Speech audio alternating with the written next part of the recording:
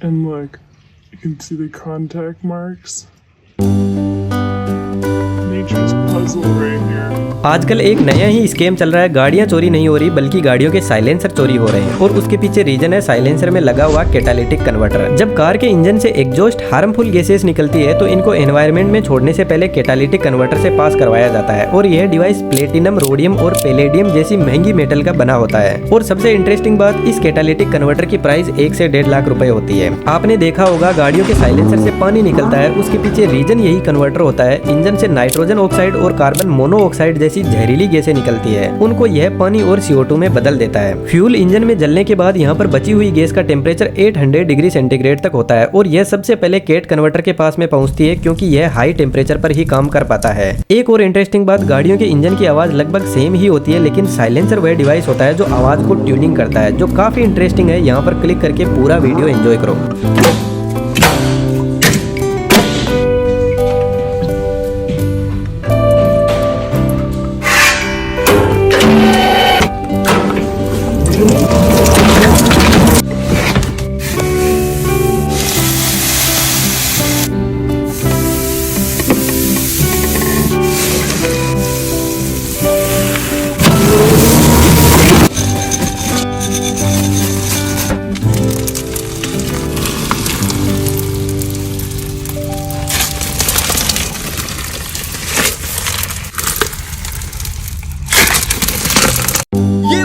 कुओं में से पहला कुआं है जिन्हें हम इस वीडियो में बनाने वाले हैं।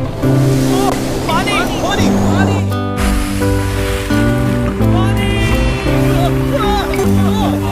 आपने अभी अभी केन्या के एक छोटे से गांव को पीने के पानी का अनलिमिटेड सप्लाई मिलते हुए देखा, वो भी सिर्फ 1 सेकंड में। अभी एक कुआं बना है और 99 बाकी है। आपको ये वीडियो बहुत पसंद आएगा। इन 100 कुओं को मिलाकर 5 लाख से ज्यादा लोगों को पीने का ताजा पानी मिलने वाला है। केन्या की इस साइट पर कुछ कुएं बनाने के बाद हम नाइरीरी स्कूल सिस्टम के साउथ में गए और कह सकते हैं कि उन्हें हमसे मिलकर बहुत खुशी हुई। क्या हाल है? मैंने ऐसा नहीं सोचा था। स्वागत के लिए शुक्रिया। समझ नहीं आता कैसे रिएक्ट करूं।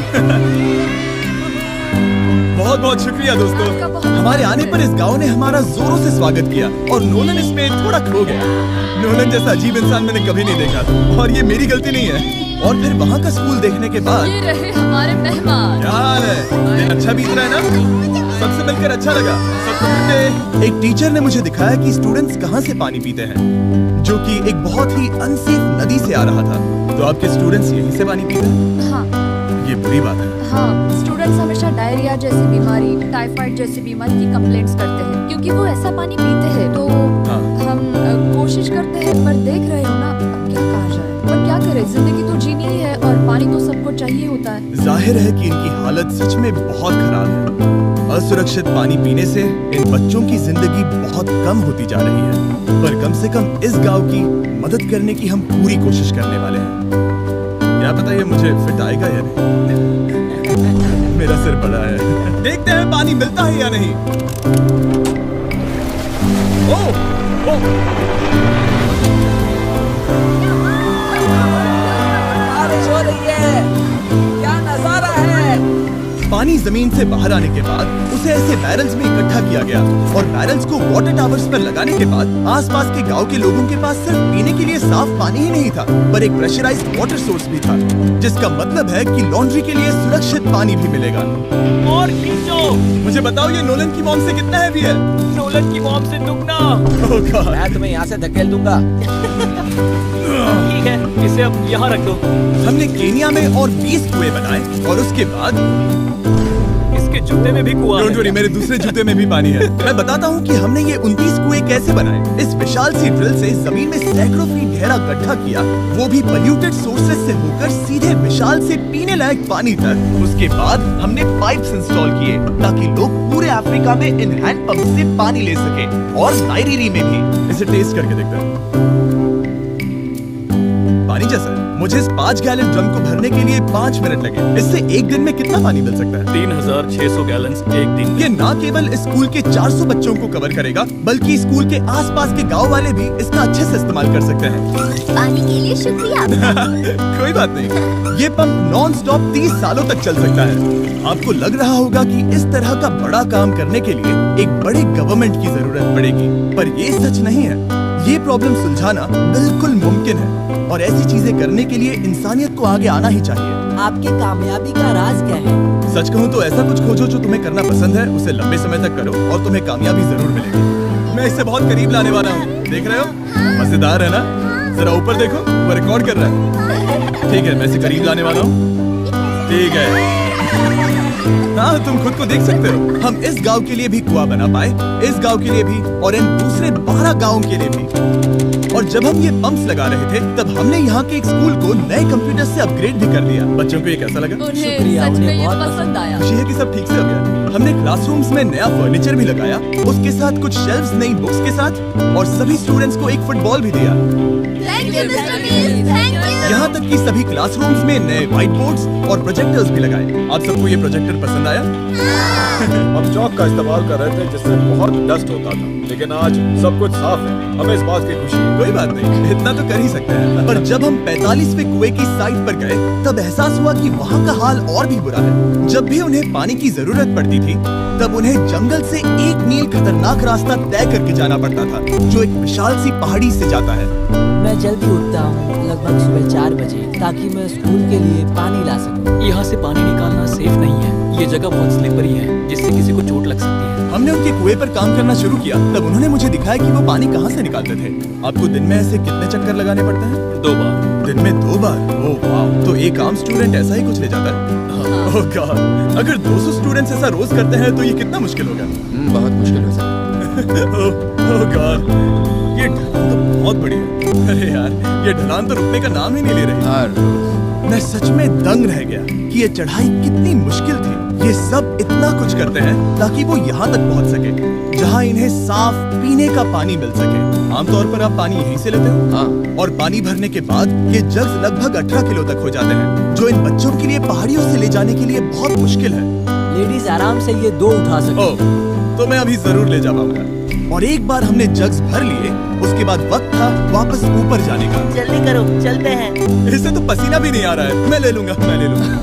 और अब घंटों तक असुरक्षित पानी को इकट्ठा करने के बजाय उनका नया पंप स्कूल के बस 10 फीट दूर था, तो अब ये यहाँ से पानी ले सकते हैं। बहुत थक गया। और फिर हम गए हमारे अगले गांव में, जहां हमने बनाया हमारा 46वां कुआं। पर हमें एक प्रॉब्लम से गुजरना पड़ा। हमने देखा कि ये गांव आधे से बटा हुआ है, वो भी इस खतरनाक सी नदी से। ये अभी इतनी खतरनाक नहीं लगेगी, पर जब बारिश का मौसम आता है, पानी ऊपर तक आकर इस पुल को पूरी तरह से निगल लेता है। और ये पुल इसलिए इतना जरूरी है क्योंकि वहाँ जो गाँव है, वहीं पर सभी हॉस्पिटल्स और स्कूल्स हैं, इसलिए यहाँ से रोज गुजरना पड़ता है। ये खतरनाक है, लेकिन इस पुल के अलावा इनके पास और कोई ऑप्शन नहीं है। जब ये नदी उफान पर होती है तो ये किसी को भी बहा ले जाती है। लोग, स्टूडेंट्स, यहाँ तक कि जानवर। हाल ही में इस नदी को क्रॉस करने की कोशिश में हमने 3 लोगों को खो दिया। इस तरह किसी की जान जाना पागलपन है और हम इसे स्वीकार नहीं कर सकते। और जिस पल हमने इस बारे में सुना, तब हमें मदद करनी ही पड़ी। तो पंप तक जाने वाले पुल को जब हमने ठीक करना शुरू किया, तब हमने केन्या से 2000 मील दूर जिम्बाब्वे देश का भी सफर तय किया। अफ्रीका में आए 1 हफ्ते से ज्यादा हो गया है और अब भी कई पंप्स लगाने बाकी है। तुमने से बदबू आ रही पर है। मैंने सुबह ही शावर लिया था। वाह। बात होते ही मैं हाथ नीचे ले लूंगा। इस काम के लिए मैं तुम दोनों पर भरोसा कर सकता हूँ? हाँ। हमें सबसे पहले एक लोकल हॉस्पिटल की जांच करनी थी, जहां साफ पानी की सख्त जरूरत थी। अंदर जाने पर हमें पता चला कि इस क्लिनिक की इस गांव को कितनी जरूरत थी। एक साल में यहाँ पर कितने बच्चे जन्म लेते हैं? 1 महीने में करीब 50। इसका मतलब 1 साल में पूरे 600। वाह। पर दुख की बात यह है कि इन प्रेग्नेंट महिलाओं को सिर्फ पानी लाने के लिए 1 मील तक जाना पड़ता है और इन भारी बकेट्स को लेकर वापस आना पड़ता है। पर अच्छी खबर ये है कि हमने इनकी पैसों से मदद की यहाँ पर एक मॉडर्न पंप लगाने के लिए। और अब बस देरी थी इसे शुरू करने की। ठीक है नोलन, क्या तुम तैयार हो? मैं तैयार हूँ। ओवर। मुझे एक ड्रामेटिक जूम इन दो। नोलन, मैंने बटन दबा दिया है, ये काम कर रहा है?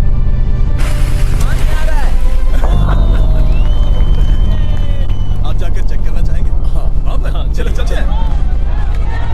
लोगों को पानी मिलता देख मुझे बहुत खुशी हो रही है। ये सच में एक कमाल की बात है। हमारा नोलन एक प्रोफेशनल डांसर है। हाँ।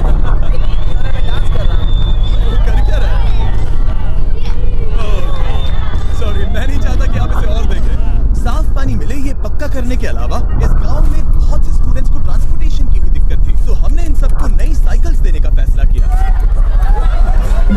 बच्चे बहुत ज्यादा हैं, पर हमने साइकिल्स भी उतनी ही खरीदी हैं। सच बताऊं तो मुझे साइकिल चलाना नहीं आता। जिमी को सिर्फ साइकिल देना आता। कभी इसे चलाना नहीं सीखा। तो चलो हम एक रेस लगाते हैं। 3, 2, 1, गो। ओह माय गॉड, सभी मुझसे आगे जा रहे हैं। संभल के, मुझे चलाना नहीं आता, किसी को उड़ाना नहीं चाहता। तुम इसे चलाओगे? ठीक है, जाओ चलाओ। ओके।